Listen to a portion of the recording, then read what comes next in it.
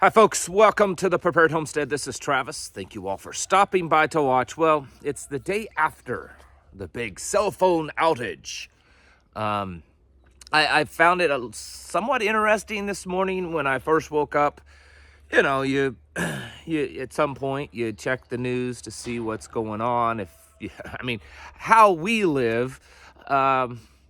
Just about a lot of things could happen and we may not even notice it right away. So, I check on the, just see if the world has ended. We're kind of out here in the sticks. And so bad things could happen places and we may not know about it for a while. So I noticed that there's not a lot of talk. There's some. There's some articles out there, kind of recapping yesterday's big cell phone outage, big hack, pharmaceutical payment systems was hacked and they were down. There's a little bit out there, but not a lot. It's like it's already over and everyone kind of forgot about it. I know that's not true. I'm very much generalizing things, but I thought that was kind of interesting, even though yesterday there was a lot of concern. I noticed that every area that I look at online, there were a lot of people, wondering if this is the big one, or is this a dry run? Is this kind of getting us kind of set up? Are they testing systems out? Is this have to do with a big cyber attack? Does this have to do with, a communications blackout? Does this have to do with the big solar flares? We had 3 X-class solar flares in a 24-hour period. And the last one, it was like the 26th largest solar flare recorded. That's significant. That's a big deal. Is this something to do with the elections? Are they trying to, wiggle in control and, who knows? Who knows what's going on? But the point is that yesterday was a lot of talk about it. Today, so far, not so much. And I thought we should talk about that a little bit before I get going with that. If you want to watch more content, different content, it's kind of more personal content. You should consider signing up to my locals channel. There's a link down in the description and in the comment section. Should be one in the pinned comment section. It's just $3 a month. I post videos over there. My wife posts things, health stuff. She's really into, natural health. So she'll post things over there every once in a while. But it's like its own separate little community. It's free speech. So it's something that you should consider. The day that YouTube finally says you're done over here, that's where you will find me. That's where you'll find me. The people that run that platform are great, very, very pro free speech. So it's a good setup. So locals down in the description below.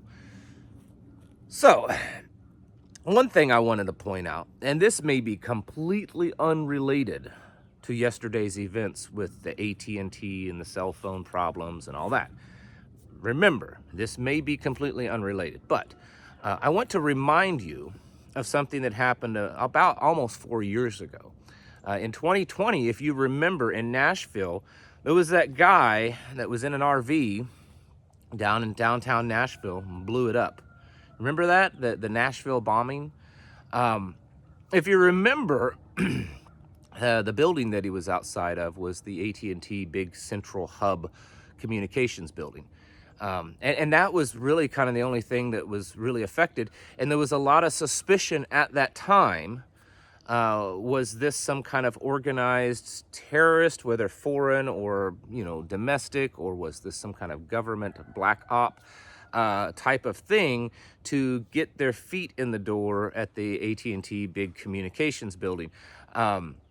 In fact, at that point, I remember I had kind of forgotten about this through most of yesterday, and then I remembered that this also, there was a suspicion at that time that this may have been done so that feds could get in and, put backdoor access into the, or maybe not feds, but other groups or something that's, trying to swing an election, that kind of stuff. So this may not be at all related, but I just want to remind you that event happened and it was related to AT&T. And then yesterday's big hack, big fall, big mess up, whatever it was also AT&T. And I know some of you might say, yeah, but my goodness, how you could put those connected? That was like 4 years ago. These people can be very patient and methodical, okay? So don't put it past whether it's some kind of, cabalish type of group that's doing this, or some kind of foreign national terrorist governments. They can all be very, very patient and methodical. So I wouldn't put it past them. I'm just throwing that out there, right? But the bigger point that I wanted to get to today is that there were still a lot of people yesterday. I received a lot, much more than normal. People texting, emailing me, messaging me in the various ways that people have to get a hold of me, that asking my opinion and just chatting about, is this it? Or is it started? And then once it kind of became apparent that it probably wasn't the start, the questions were, man, how much closer? Was this just a trial run, or are we going to see something bigger in the next few days or weeks? I think that we're getting pretty close. This is kind of a signal that we're probably getting pretty close to things happening. And in that sense, I would agree. I think based on the whole totality of everything, not just yesterday, the stuff that we've been seeing in the news building for weeks and months now, all of the various puzzle pieces, you can start seeing them kind of come together, right? It's like the pieces have been laid out on a table, and little by little, those pieces are starting to come together and fit. And to continue with that analogy, I would guess that, when the puzzle pieces are all together, that's D-Day. That's the day that it happens, that it really starts. And I think we're getting close to that. I don't have a timeline. I have no crystal ball that I'm looking into, but just based on, it's almost like simple mathematics, really. When you start to see all the stuff that's happening, the increased intensity, the increased speed at which things are happening, and you start putting it all together, it doesn't take too long to figure out that I don't think there's a whole lot of time left. Now, the big question for some people still is, what do I do? I know that you, excuse me, I know that there are some very seasoned, prepared-minded people out there, and you're pretty well ready. You watch this kind of stuff for entertainment, right? You're not watching mainstream news. You're not watching TV channels and stuff like that. You're those, you got your $1 million bunkers, and you're stocked and you're ready to go. You're just watching this for entertainment. I have no idea if there's anyone even like that watches my channel, but we'll just say that. The vast majority of the rest of you, no matter at what level you consider yourself when it comes to prepared and self-sufficiency, you still feel that there's more that you need to do. You've got things to do. Here at our place, it's that way all the time. And I've neglected things lately, because I've put a lot of energy and focus into this local community stuff we've been doing here lately with the emergency response team and the local fire department, and then what we're doing beyond that in our community, working with the schools and things like that. So I've neglected things here at the homestead, and I know that. My wife knows that, and we've already talked about that. We, to put energy and focus into this right now because it's needed. The point that I'm getting at is we're not 100% ready. I know that if things happened right now that we would make it. It just may not be as easy on us. It may be a little tougher because there's just certain things that we don't have into place, but we would survive nonetheless. And that's really kind of the attitude we should have, is that not so much of I'm worried because I don't have enough or I don't have everything in place. It should be, I hope that I can get more things done, but if things happened right now, I will survive regardless. It may be a little harder. It may not be as easy to do it, but I will make it. And that's really where we need to be thinking. And we also, yes, need to be proactively working towards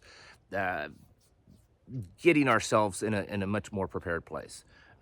And first of all, that's probably going to be physically. It's going to be hard. I'm not saying it's possible, because anytime I talk about this, I get some hate mail. That's fine. Of people that argue that they'll be just as good, they will survive just as easily in downtown Chicago or East St. Louis or North LA. They'll be just as fine there as I am out here in the middle of nowhere on my own land with live water and gardens and animals and woods all around me. They're just as good. They'll survive just as easily. I disagree with that. I think most of you would also disagree with that. But you're going to do better. You're going to be a lot better the further you are away from people. You need to get away from population hubs, okay? And it's not just the big cities, but, you know, medium, even some smaller cities. Maybe little towns. Some of them are okay, and if they're kind of the rural farming towns, but even those sometimes. I mean, around here, 20 miles from here, 30 miles from here, there's little towns, small towns, and even those, I'm not 100% sure that they will do really great, just because even in those small towns, there's so many people that are really disconnected from kind of surviving like it is out here, more so out here in the woods. So I would say you really need to get to a better place, okay? If you're already living out like this in some rural area, you're a step ahead. If not, you need to get there. Next thing is you need to really take an evaluation of yourself, of where you are up here.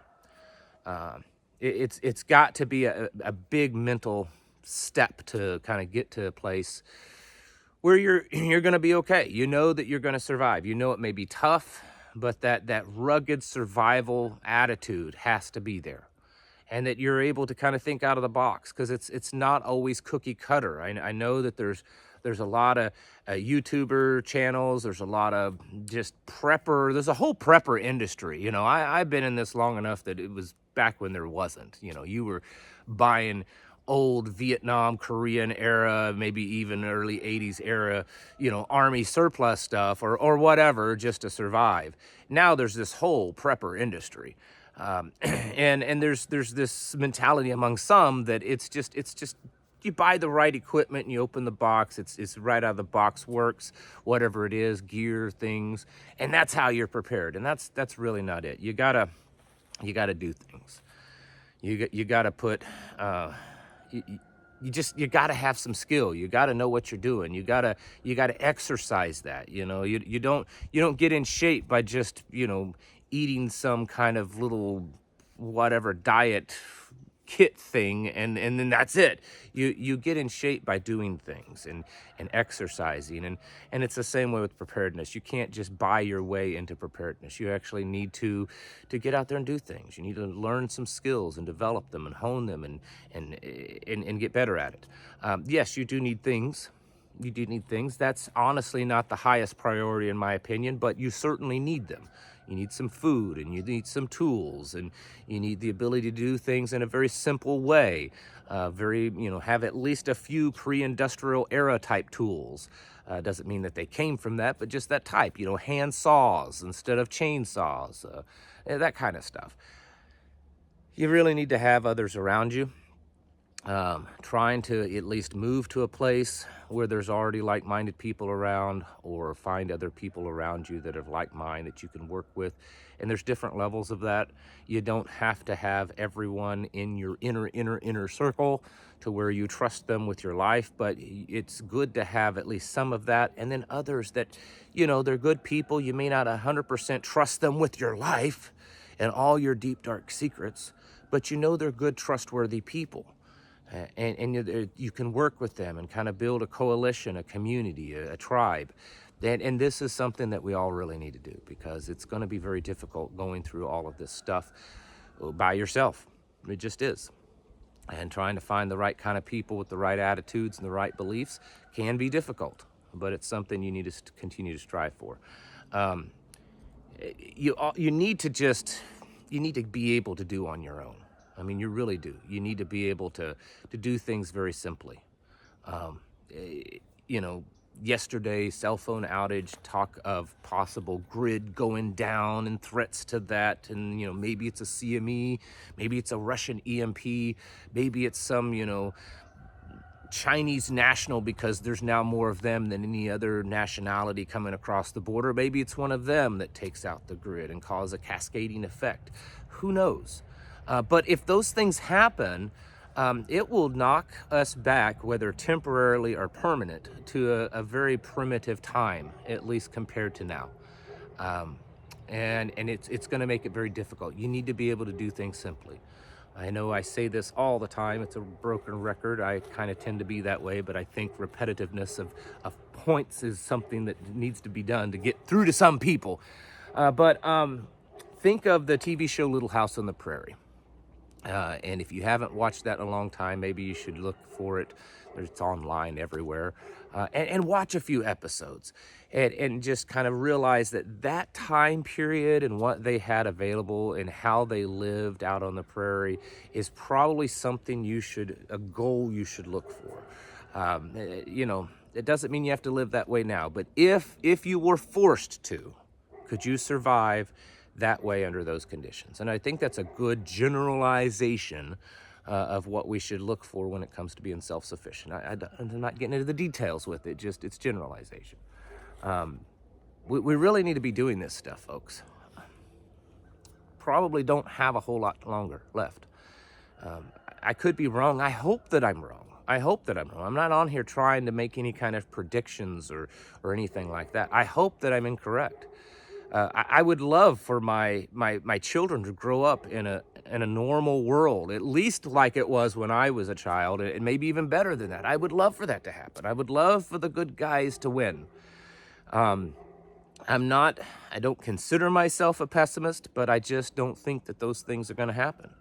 I think it's only going to get worse. And so while we hope that things will improve and that the good guys will win, whoever they are, we've got to be prepared for the other thing, and that's for it to get progressively worse. And we may be close to that point that progressive worsening hits a tipping point and just kind of starts falling off the cliff.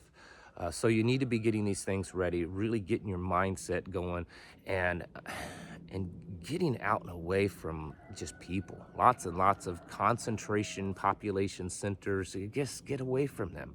It's not going to be good for you. And become as self-sufficient as you possibly can. Those are some, I think, the very basis of what self-sufficient and preparedness should be.